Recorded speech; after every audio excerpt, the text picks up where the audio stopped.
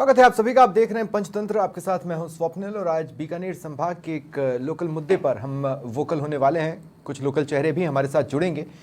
मुद्दा है, देखिए, राजस्थान सरकार की ओर से प्रदेश को एक बड़ी सौगात दी गई है। ये बड़ी सौगात है इलेक्ट्रिक बसों की। 500 के आसपास इलेक्ट्रिक बसें प्रदेश भर में विभिन्न शहरों में दौड़ेंगी। इसी कड़ी में बीकानेर में 15 बसें दी गई हैं जो कि दौड़ेंगी। लेकिन स्थिति यह है कि अभी देखिए, हाल ही में 25 रोडवेज की बसें उनका संचालन वहां पर बंद किया गया।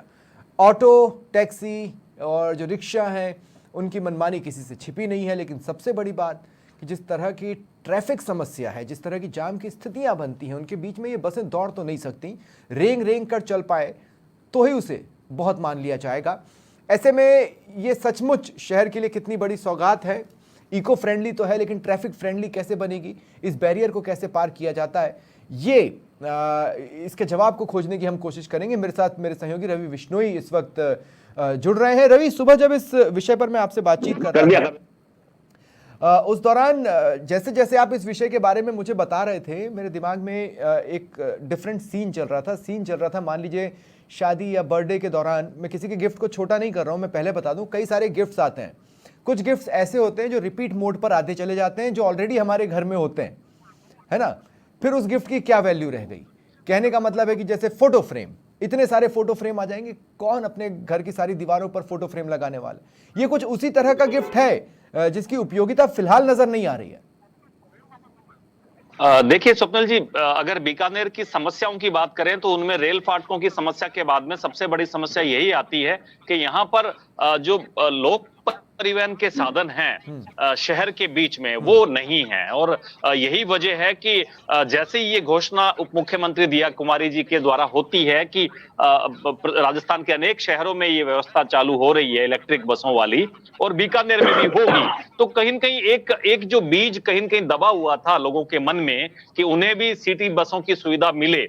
और ऐसा नहीं है स्वप्निल जी, बरसों बरस से प्रयास सिटी बस बीकानेर शहर में चलाने के होते आ रहे हैं। पिछली बार भी मुझे याद है वसुंधरा राजे की सरकार थी, उस वक्त भी एक बार प्रयास किए गए थे, परंतु वो प्रयोग जो है वो फेल हो गया शुरुआती चरण में ही। कहीं ऑटो वाले स्ट्राइक पर आ गए, उन्होंने विरोध जता दिया, तो कहीं बीकानेर की तंग गलियों में बसें कैसे जाएगी, ये तमाम तरह की समस्याएं हैं सामने आने लगी। और वो जो योजना थी वो अमली जामा नहीं पहन पाई। अब चूंकि योजना एक समूचे राजस्थान के बड़े शहरों को लेकर बनाई गई है, और ऐसी उम्मीद बीकानेर वासी करने लगे हैं कि उन्हें भी सिटी बसें मिलेगी, भले वो इलेक्ट्रिक बसों के रूप में हो।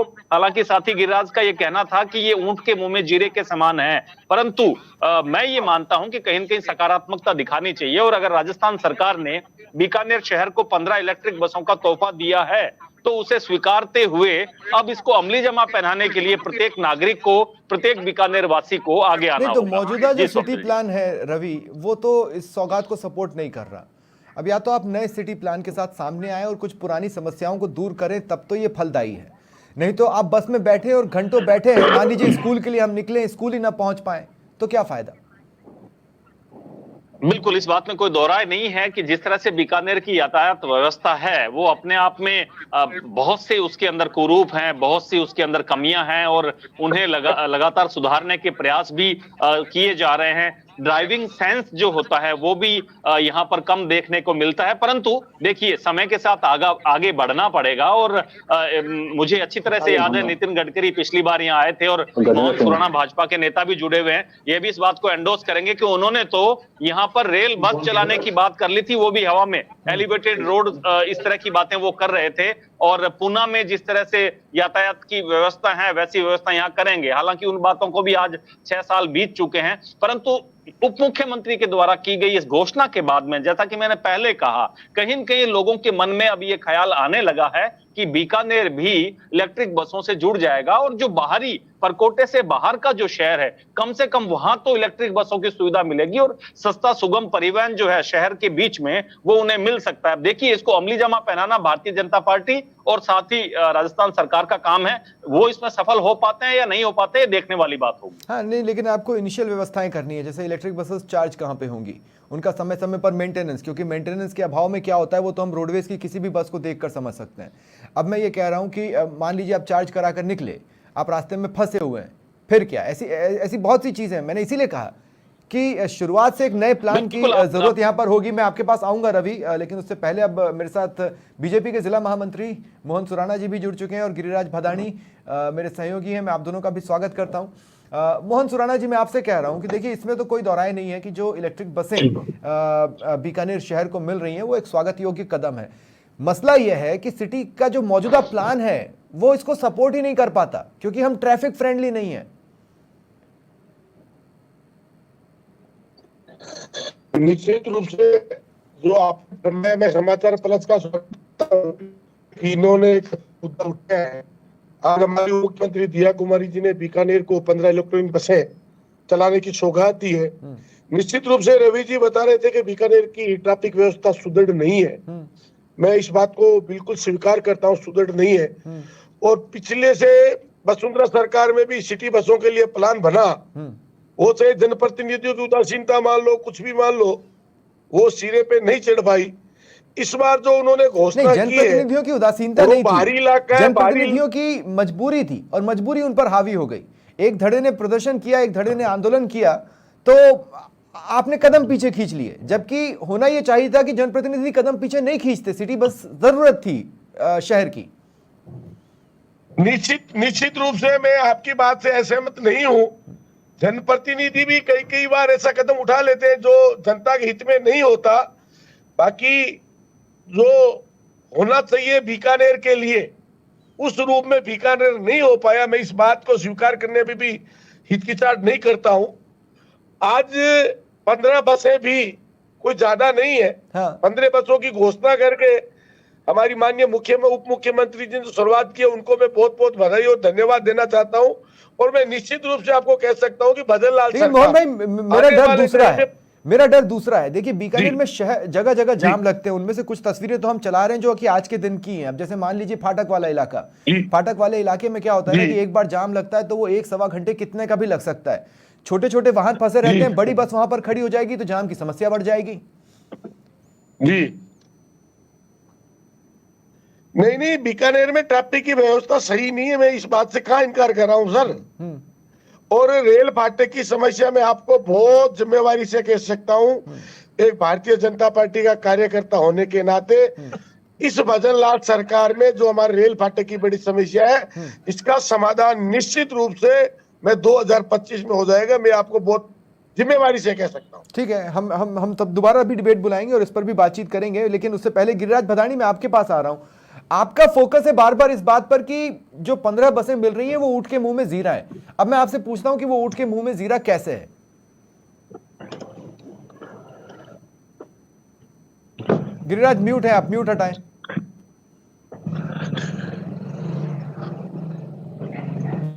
अब बोलिए कुछ।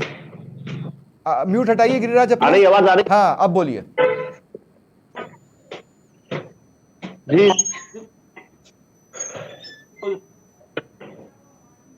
गिरिराज, आपसे मेरा संपर्क ही कट गया है। रवि, क्या यह बेहतर नहीं होता कि शुरुआती स्तर पर छोटे छोटे मॉड्यूल्स उतारे जाते, इलेक्ट्रिक के सेंस में ही इको फ्रेंडली बनाना? आखिर कोई इसका विरोध कैसे कर सकता है? प्रदूषण एक बड़ी समस्या है बीकानेर की। छोटे छोटे मॉड्यूल्स उतारे जाते, जैसे ई रिक्शास होते हैं उनकी संख्या बढ़ाई जाती, या फिर मिनी बसेस के थ्रू एक व्यवस्था डेवलप करने की कोशिश की जाती, और फिर बड़ी बसेस के साथ मैदान में पूरी तैयारी के साथ उतरा जाता। तो उससे होता यह कि आपको एक प्रॉपर प्लानिंग और चीजों को समझने का मौका मिल जाता। रवि, आपकी भी आवाज नहीं आ रही है। बिल्कुल स्वप्निल जी, आप सही कह रहे हैं। आपने बिल्कुल वैलिड पॉइंट उठाया है। जिस तरह से हमारी समाचार प्लस की स्क्रीन पर इस वक्त बीकानेर के जो ये यातायात भरे दृश्य नजर आ रहे हैं और जो पतली और तंग गलियां हैं, आपने बिल्कुल सही कहा कि इलेक्ट्रिक ई रिक्शा से इनकी शुरुआत हो सकती थी, जो हो सकता है बस से सस्ता भी पड़ता और साथ में बहुत आसानी से बीकानेर की तंग गलियों में वो एक दूसरे हिस्से में जो है अपने आ जा पाता। ये बात आपकी सही है, शुरुआत इस बात से की जा सकती थी। परंतु देखिए, किसी भी तरह की घोषणा के पीछे एक मानस ये तो हो सकता है कि जनता को आसानी हो, सहूलियत हो, सुविधा दी जाए, परंतु दूसरा मत कहीं न कहीं ये भी होता है कि पॉलिटिकल माइलेज लिया जाए। पॉलिटिकल माइलेज अगर लिया जा रहा है तो आप देखिए, जो बरसों बरस से आजादी के बाद से बीकानेर में जो परिवहन की सुविधा है सिटी बसों के रूप में, वो नहीं मिल पाई। यहां तक कि कांग्रेस के राज में भी वो सफलता नहीं चढ़ पाई। यहाँ तक कि भारतीय जनता के राज्य में भी अभी खुद मोहन जी सुराणा ने स्वीकार पर किया। इस बात की गारंटी नहीं है ना कि आप दोबारा ऑटो यूनियंस के सामने गए। या रिक्शा यूनियंस के सामने घुटने नहीं टेक देंगे। बिल्कुल, इस बात में क्या क्या दो राय हो सकती है। वो लोग प्रदर्शन करेंगे और फिर अंततः वापस जिस तरह से पहले जनप्रतिनिधियों की उदासीनता रही है, हालांकि वसुंधरा राजे की सरकार थी, भाजपा के एमएलए जीते हुए थे, फिर भी उदासीनता रही। इस बार भी देखिए भजनलाल जी की सरकार है और भाजपा के एमएलए दोनों जगह जीते हुए हैं। उम्मीद ऐसी की जा सकती है कि बीकानेर की लोक परिवहन की जो सुविधाएं हैं उनमें इजाफा हो। अब इलेक्ट्रिक बस कितना कामयाब हो पाती है ये तो आने वाला वक्त बताएगा। ये आपका वैलिड पॉइंट है कि ई रिक्शा के माध्यम से यहां पर शुरुआत की जा सकती थी। चार्जिंग स्टेशन बीकानेर में नहीं है अभी तक। सीएनजी का एक यहां पेट्रोल पंप था और सीएनजी के पंप की वजह से भी यहां बहुत से सीएनजी के वाहन जो हैं वो पिट गए। अब चार्जिंग स्टेशन जो है वो उनके बिना खोले अगर इलेक्ट्रिक बसें आ रही है तो देखिए पहले चार्जिंग स्टेशन बनाने पड़ेंगे। बीकानेर छोटा सा शहर तो है नहीं, तकरीबन 12 किलोमीटर की परिधि में फैला हुआ है। बीच में 3 से 4 उपनगर आ गए, गंगा शहर आ गया, मुक्ता प्रसाद आ गया, करनी नगर आ गया। यहाँ पर आपको किस तरह से बसों की सुविधाएं आप दे पाएंगे और फिजिबल कितना होगा, क्योंकि मैं बार बार इस बात को दोहरा रहा हूं, बीकानेर के लोगों की अभी आदत नहीं है, ट्रैफिक सेंस इस तरह का नहीं है। और दूसरा जो तंग गलियां हैं, परकोटे के भीतर का शहर है जहां सबसे ज्यादा यातायात की सुविधाओं की अगर मैं आवश्यकता भूल भी जाऊं रवि, तो दोबारा इस शब्द का इस्तेमाल करना जी आगे चर्चा में, जो आपने ट्रैफिक सेंस वाली बात की, अगर मैं भूल भी जाऊं दोबारा जब मैं आपके पास आऊं तब मुझे इस शब्द को याद दिलाइएगा, क्योंकि इससे जुड़ा एक अहम सवाल रहेगा जो मैं आपसे लूंगा। लेकिन गिरिराज भदानी एक बार फिर मेरे साथ जुड़ चुके हैं। गिरिराज, मैं ये पूछ रहा हूं कि आपको ये ऊंट के मुंह में जीरा क्यों लगता है? क्योंकि सर पहले से ही यहाँ क्या है कि बसों की कमी है, यात्रियों के लिए रोडवेज की पर्याप्त बसें नहीं है, जिसको लेकर कई बार यहाँ के जो रोडवेज के नेता है उन्होंने कई बार सरकार को लिखित में दिया है, लंबे समय से दिया है। वो अपनी मांग कर रहे हैं कि यहाँ बसों की संख्या को बढ़ाया जाए, लेकिन सिर्फ और उससे ज्यादा बढ़ाने से पहले यहाँ 25 बसों को बंद कर दिया गया और अब सिर्फ 15 बसें दी जा रही है। होगी ना, शहर टू शहर या जिले टू जिले वाली बसें नहीं होंगी। जी जी जी, परंतु इन बसों से यहाँ के लोगों को काफी परेशानी हो रही है। वो नहीं मिलने से तो ट्रैफिक जो बीकानेर के शहरी क्षेत्र में तो ये जो सिटी बसें चल नहीं पाएगी, क्योंकि इनको बाहर जो उनकी जो तंग गलियां है इनमें चली नहीं पाएगी ये बसें, इलेक्ट्रिक बसें, तो इनको बाहर ही चलाया जाएगा। मेरा ऐसा मानना है, क्योंकि इन सिटी बसों में ये जो बसें हैं शहरी अंदरूनी क्षेत्र में जा ही नहीं सकती, इनकी तंग गलियों में। और मान लीजिए कि अगर जाम की स्थिति में फंस गए तो ये बसेस तो जाम की स्थिति को और बढ़ाएंगी।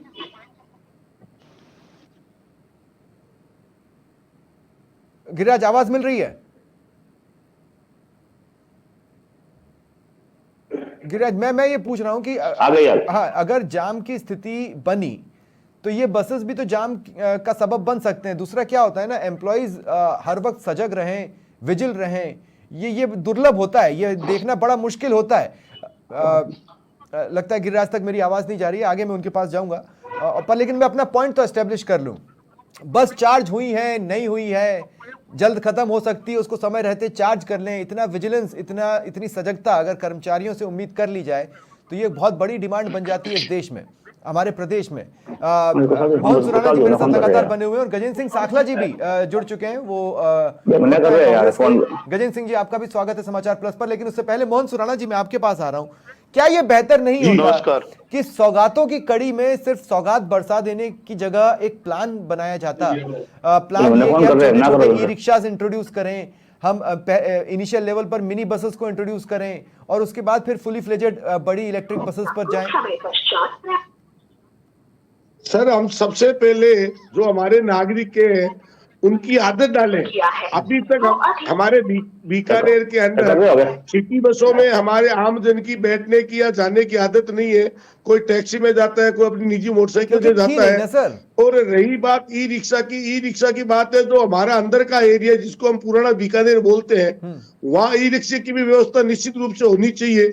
सबसे पहले जो हमने ये भी रूट तय किया है, जो आज के डेट में रूट तय होना चाहिए, गंगा शहर का एरिया, भीनासर का एरिया, मुक्ता प्रसाद, व्यास कॉलोनी, यहाँ की चौड़ी सड़कें हैं, ऐसी यहाँ कोई दिक्कत नहीं आएगी कि ट्रैफिक की व्यवस्था में कोई जाम लग जाएगा। क्योंकि 40 फुट की 42 फुट की सड़कों पे यदि ये चलेगी तो ऐसी दिक्कत नहीं आएगी।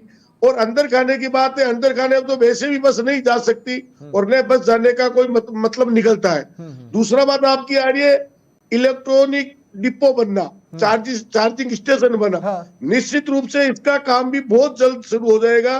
काफी पेट्रोल पंप वाले मेरे संपर्क में है, वो चार्जिंग स्टेशन लगा रहे हैं और अति शीघ्र लग जाएगा।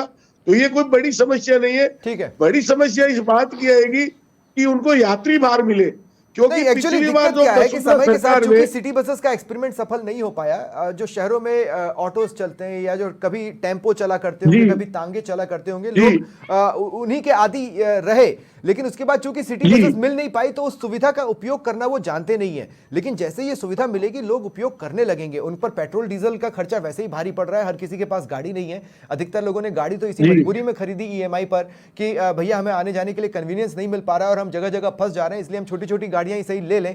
लेकिन अब गजेंद्र सिंह साखला जी, मैं आपके पास आ रहा हूं। गजेंद्र सिंह जी, मैं आपसे पूछना चाहता हूं कि क्या कांग्रेस भी इस बात का स्वागत करती है कि जो 15 इलेक्ट्रिक बसें हैं वो बीकानेर को मिल रही हैं? बिल्कुल सर, बिल्कुल। बीकानेर को 15 अगर इलेक्ट्रिक बस मिल रही है, कांग्रेस पार्टी इसका स्वागत करती है। क्यों नहीं स्वागत करेगी सर? अगर कहीं भी कोई भी अच्छा काम होता है, उस अच्छे काम के अंदर कांग्रेस पार्टी पूरा स्वागत करेगी। लेकिन हम ये चाहते हैं कि ये केवल कागजी नहीं रहे, जनता को वास्तव में इसका राहत मिले।